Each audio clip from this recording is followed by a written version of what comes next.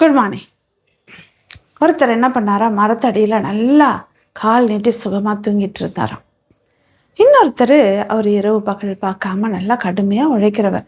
அவர் இவரை தட்டி எழுப்பி, நீ இப்படி சோம்பேறி மாதிரி தூங்குறியே வேலைக்கு போகாமல் அப்படின்னு சொல்லிட்டு அவரை கேட்டாராம்.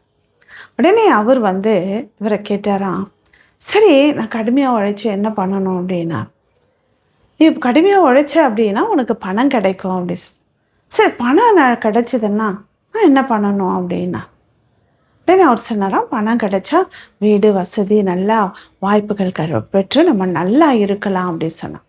சரி அதெல்லாம் வாங்கிட்ட பிறகு அப்புறம் என்ன நடக்கும் அப்படின்னு சொல்லி கேட்டாராம். அப்புறம் அவர் சொன்னாராம், நல்லா சுகமாக நம்ம வசதியாக இருந்துட்டு நம்ம நல்லா கவலை இல்லாமல் நம்ம படுத்து தூங்கலாம் அப்படின்னு சொன்னாராம். அவர் சொன்னாராம், அதை தானே நான் இப்போ செஞ்சிட்டு இருந்தேன், நீ என்னை தட்டி எழுப்பினேன்னு சொல்லி கோபத்தோடு சொன்னார்.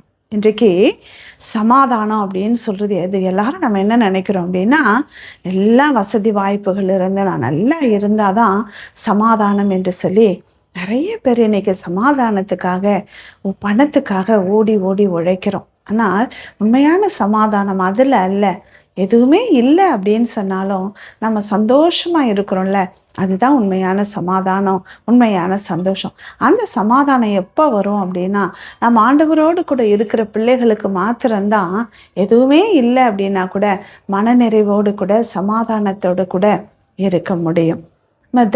பைபிளில் நம்ம பார்க்கிற பொழுது தாவீது அப்படின்னு சொல்லிட்டு ஒருத்தர் இருந்தார். அவர் ராஜாவாய் ஆன பிறகு கூட அவர் குகைகளிலும் வனாந்தரத்திலும் காடுகளிலும் தான் அவர் இருந்தார். ஏன்னா அவருக்கு பகைவர்கள் அதிகம், விரோதிகள் அதிகமாக இருந்தாங்க.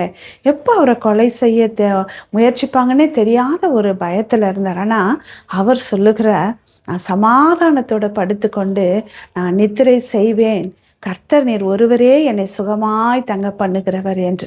அவ்வளோ பிரச்சனை மத்தியிலும் போராட்டத்தின் மத்தியிலும் அவர் சொல்லுகிற, நான் படுத்த உடனே நல்ல சுகமாக நான் தூங்குவேன், என் இருதயத்தில் நீங்கள் மாத்திரம்தான் எனக்கு சமாதானத்தை கொடுக்க முடியும் என்று சொல்லி அவர் அறிந்திருந்தார்.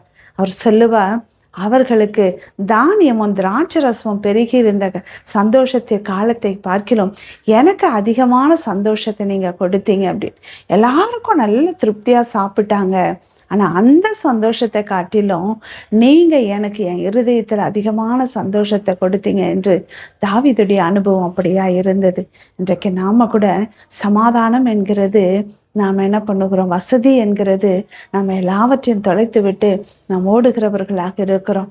அப்படி அல்ல, நாம் ஆண்டவரோடு கூட ஐக்கியம் இருந்தால் இருக்கிற கொஞ்சமே கூட ஆண்டவர் ஆசீர்வதித்து நமக்கு சமாதானத்தோட ஒரு நல்ல நித்திரையை, நல்ல குடும்பத்தை, நல்ல உறவுகளை கொடுப்பார். அதனால நாம் சமாதானத்தோட குடும்பத்தில் இருப்போம், பிள்ளைகளோடு இருப்போம், வேலை செய்கிற இடங்களில் இருப்போம். இருக்கிறது எதுவோ கர்த்தர் கொடுக்கறது அது அவருக்குள்ள நாம இருக்கிற பொழுது அதையே கர்த்தர் நமக்கு ஆசீர்வாதமாய் கொடுப்பார். அப்படிப்பட்ட சமாதானத்தை தேவன் நமக்கு தருவாராக. Have a nice day. Jesus loves you.